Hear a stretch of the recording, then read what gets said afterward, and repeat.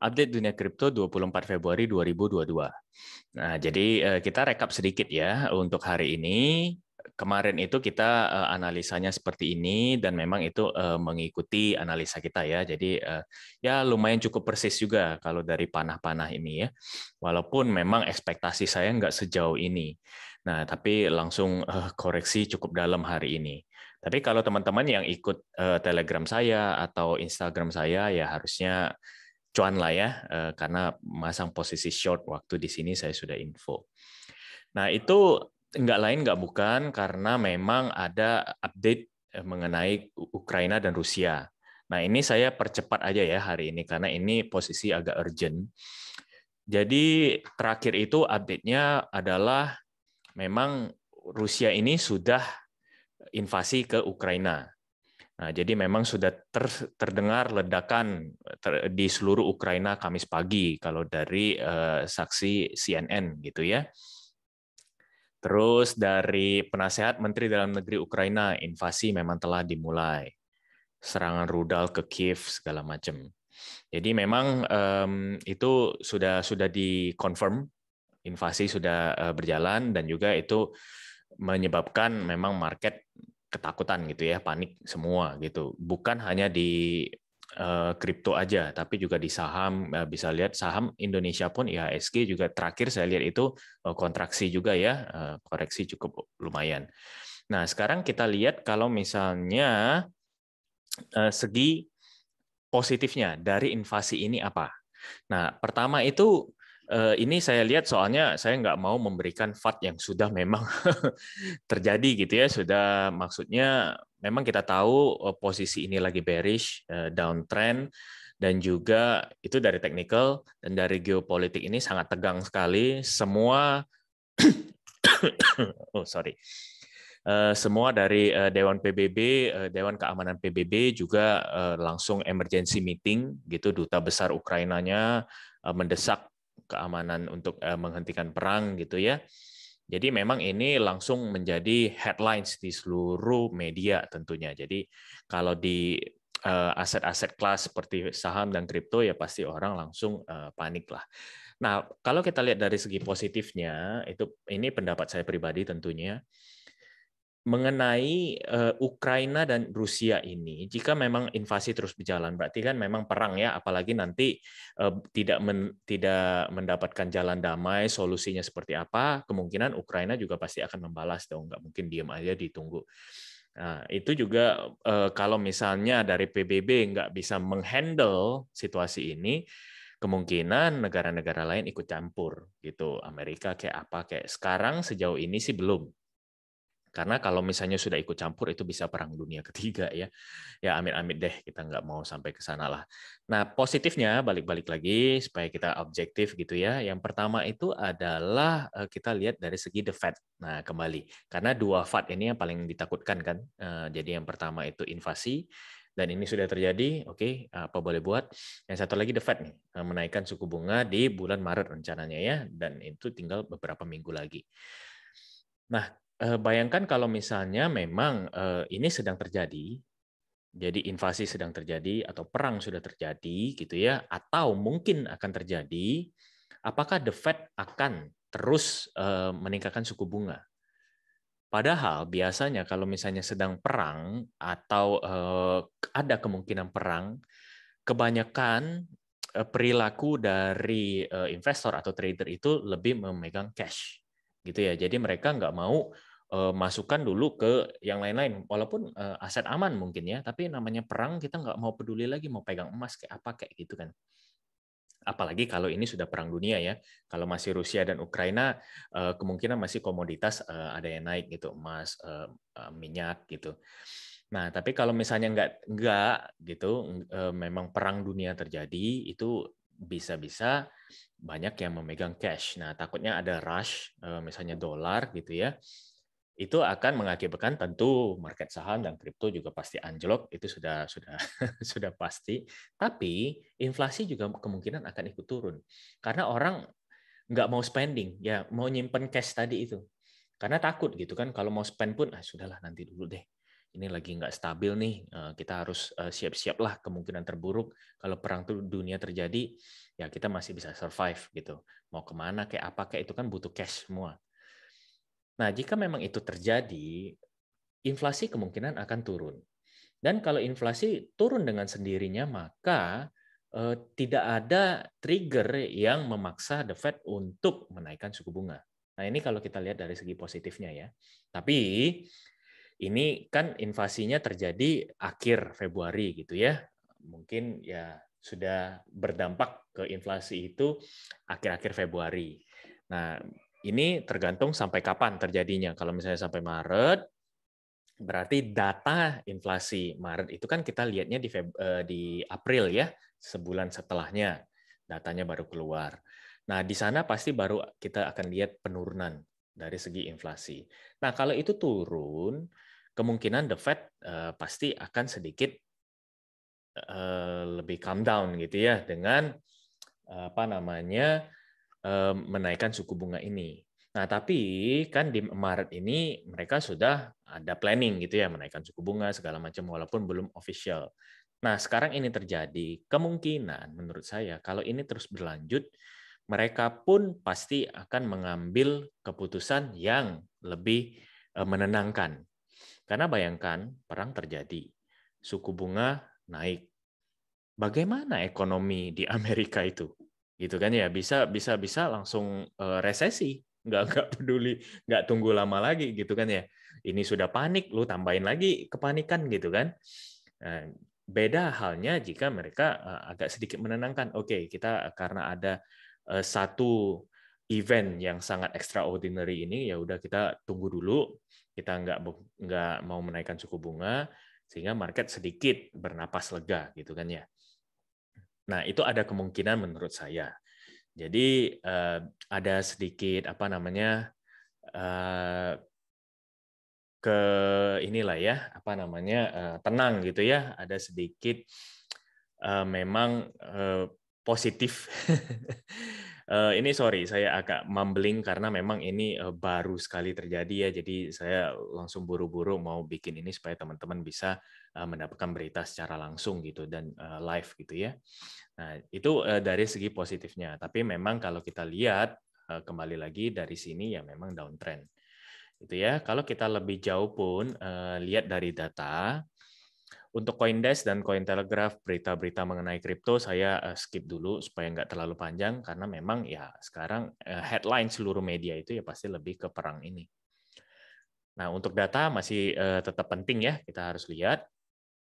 Nah, ini bisa dilihat bahwa open interest itu drop dan juga funding rate ini walaupun naik gitu ya berarti masih banyak yang ngelong tapi pelan-pelan sudah mulai drop. Ini justru agak berbahaya menurut saya karena open interest-nya turun, harga juga lagi cenderung bearish gitu. Kalau funding rate naik, orang banyak ngelong, takutnya akan terjadi long squeeze gitu ya atau liquid long yang banyak gitu. Jadi hati-hati terutama di posisi long ya. Preferensi saya sih lebih ke short untuk hari ini. Kalau memang mau maksain trading, kalau enggak pun ya udah. Karena kemarin pun yang sesuai saya infokan tadi itu ya sudah memang di Telegram dan Instagram itu kan saya sudah memang nge-short dari 39-an. Jadi ngapain? Saya belum close juga itu belum TP gitu. Cuman SL aja saya naikin. Supaya ya kalau misalnya memang ada terjadi apapun ya namanya di dunia kripto apapun bisa terjadi gitu ya. Tiba-tiba naik atau apa, ya udah kita paling nggak rugi gitu. Nah, kalau dari akumulasi whales juga dalam tren turun, ada sedikit bounce ya itu biasa, tapi masih trennya ke turun. Nah, untuk apa namanya ini dari inflow BTC Whales gitu ya, masuk ke exchange itu memang cukup naik juga walaupun masih ya kecenderungannya flat di sini ya. Kalau stok BTC di exchange masih tidak banyak berubah sepertinya. Masih flat juga ya, kita lihat. Nah, jadi memang kalau kita simpulkan ya memang masih downtrend ya, masih bearish. Nah, yang perlu kita lihat itu adalah support di mana.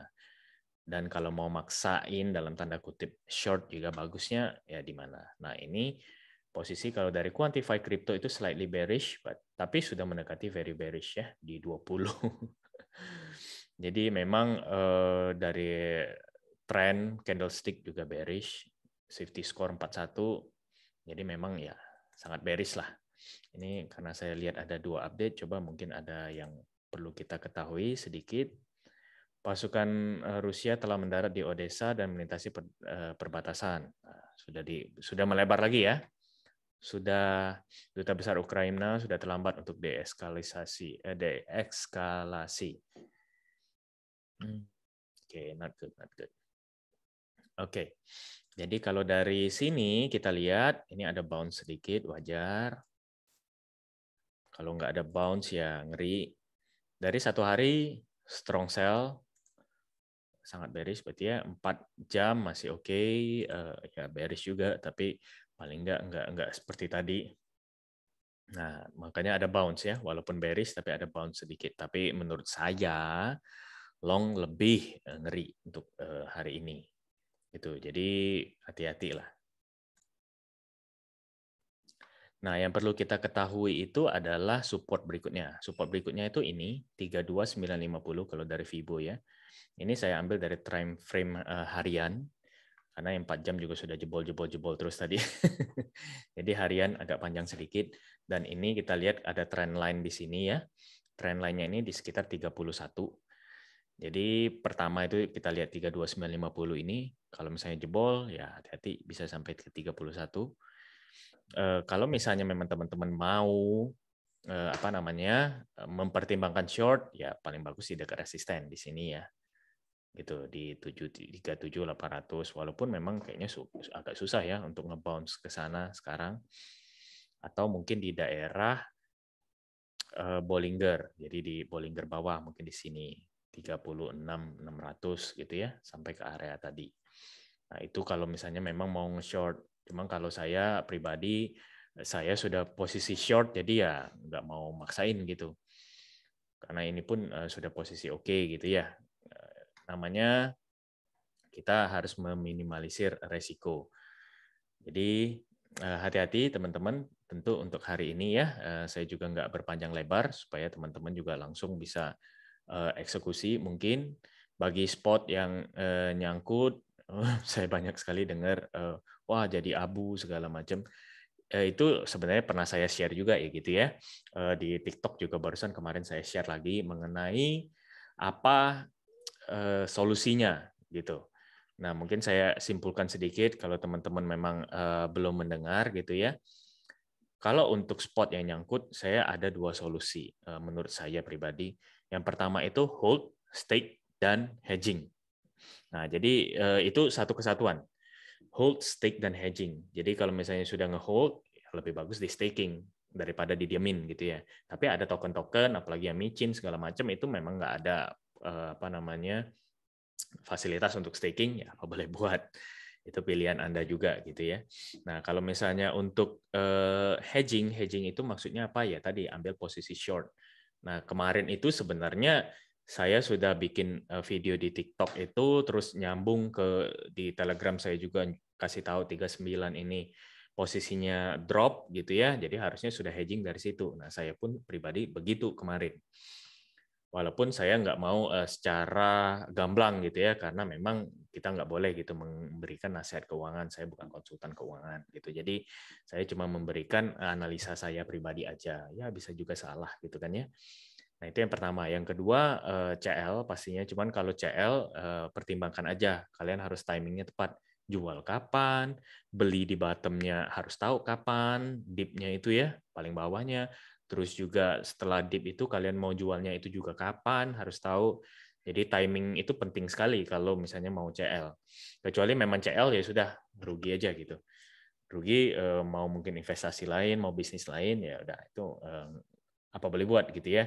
Tapi kalau menurut saya CL karena takut ini drop lebih jauh itu harus tetap dipikirkan.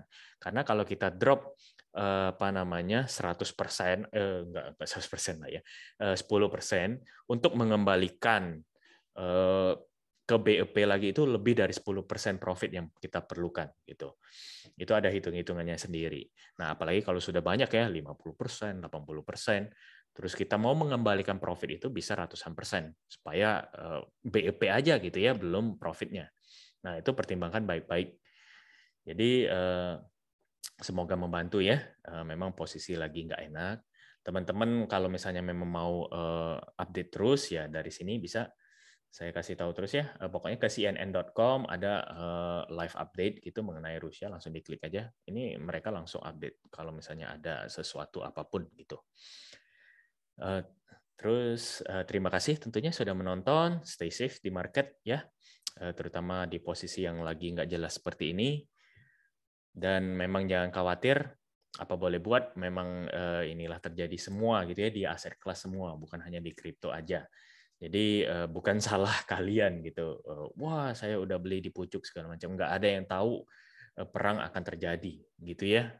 Kemarin-kemarin pun masih ada harapan, wah diplomasi segala macam. Nah, hari ini terjadi, apa boleh buat. Jadi ya hati-hati aja. Terima kasih sudah menonton dan tentu jangan panik ya. Pertimbangkan dengan kepala dingin kalau misalnya memang orangnya panikan, nggak usah lihat dulu market. Kalau misalnya memang mau hold gitu ya, cari posisi yang memang tepat gitu, nanti untuk trading atau invest lagi, ya nggak perlu pantau terus juga. Jadi saya juga selalu usaha seperti tadi mengambil segi positifnya juga, walaupun ini didominasi kalau saya secara objektif memang mayoritas lebih ke berita buruk gitu ya. Tapi masih ada segi positifnya nanti gitu. Jadi masih inilah kita penting lah untuk mempunyai harapan juga walaupun kita tetap objektif dengan data. Oke, terima kasih sudah menonton. Semoga bermanfaat. Please like, subscribe, dan juga komen, serta share ya ke teman-teman yang lain supaya mereka juga mungkin nggak terlalu panik dan ya bisa mengambil posisi lah yang tepat seperti apa gitu menghadapi invasi geopolitik ini yang nggak jelas, terus juga nanti ada kabar dari The Fed di bulan Maret. Oke, terima kasih teman-teman. Bye.